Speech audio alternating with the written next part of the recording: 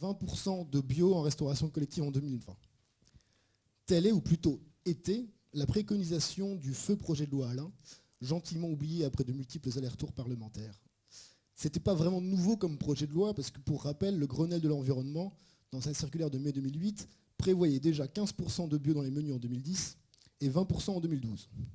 Pour l'instant, autant dire que les textes de loi évoluent uniquement sur les échéances. D'ailleurs, où on en est aujourd'hui. C'est pas si évident de le dire, mais on peut quand même s'appuyer sur une étude de l'agence bio qui a été éditée en avril 2016. Quand on regarde les chiffres, ils peuvent être un petit peu enjôleurs, voire trompeurs. Parce que si on veut faire preuve d'optimisme, voire de positivisme, on peut rappeler que, comme toujours, les bonnes intentions sont au rendez-vous. En effet, 87% des parents souhaitent que leurs enfants mangent bio à la cantine. 76% des Français sont intéressés. 76% des Français sont intéressés par des produits bio en hôpital et 73% en maison de retraite. Et enfin, 73% des actifs voudraient pouvoir manger bio sur leur lieu de travail. Et si on regarde dans l'action menée par les établissements, on peut aussi se montrer optimiste, puisqu'on a 59% des établissements de restauration collective qui déclaraient proposer des produits bio à leurs convives en 2015, alors qu'il n'était que 4% avant 2006.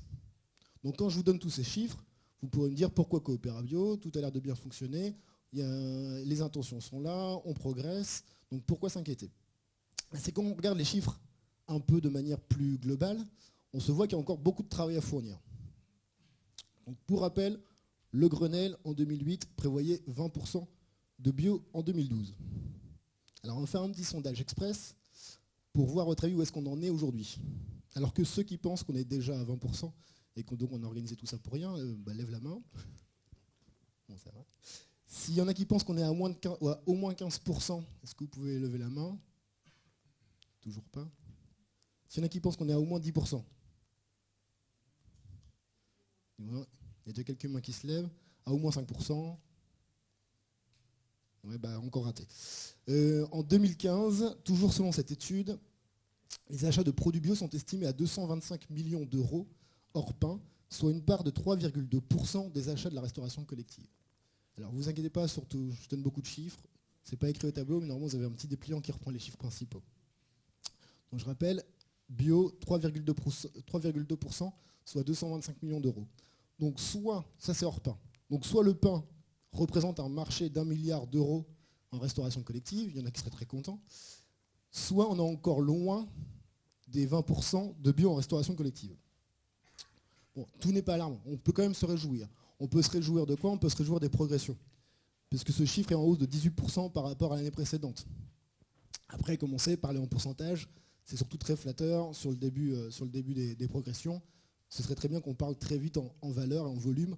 Ça voudrait dire que les chiffres seraient plus intéressants en volume qu'en pourcentage. Sans vouloir aussi après retourner un couteau dans la plaie, l'étude aussi elle montre les progressions entre la moitié sud du pays et la moitié nord. Et comme bien souvent sur ce thème-là, on n'est pas les plus en avance. Donc voilà pourquoi vous êtes tous réunis ici, parce que les intentions sont là, la volonté de communiquer est là, les pouvoirs publics avaient mis dans les textes les orientations, les associations se bougent avec des résultats très satisfaisants, mais on voit encore une énorme inertie pour qu'enfin il devienne une évidence que nos enfants, nos aïeux et nous-mêmes puissions manger bio, tout simplement en allant apprendre, travailler ou simplement vieillir. 20% de bio en 2020, toujours possible, mais pourquoi pas? On a bien su mettre en place des moyens titanesques pour assurer que tous les villages de France soient raccordés à Internet et au réseau 4G. On a bien alloué des moyens vraiment importants, notamment via les crédits d'impôt pour isoler les bâtiments ou pour développer le véhicule électrique, par exemple. Donc pourquoi pas avoir ce même processus pour le bio. Et en même temps, ce qui concerne les questions qui nous préoccupent ce jour, on constate que lorsqu'un territoire se donne les moyens, notamment en s'appuyant sur les associations expertes en la matière, les progrès sont là.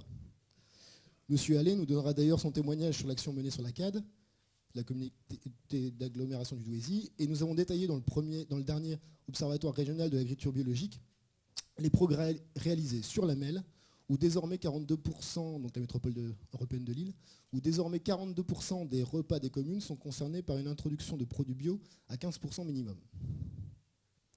En tout cas, AproBio continuera à chercher des solutions avec vous pour parvenir à cet objectif.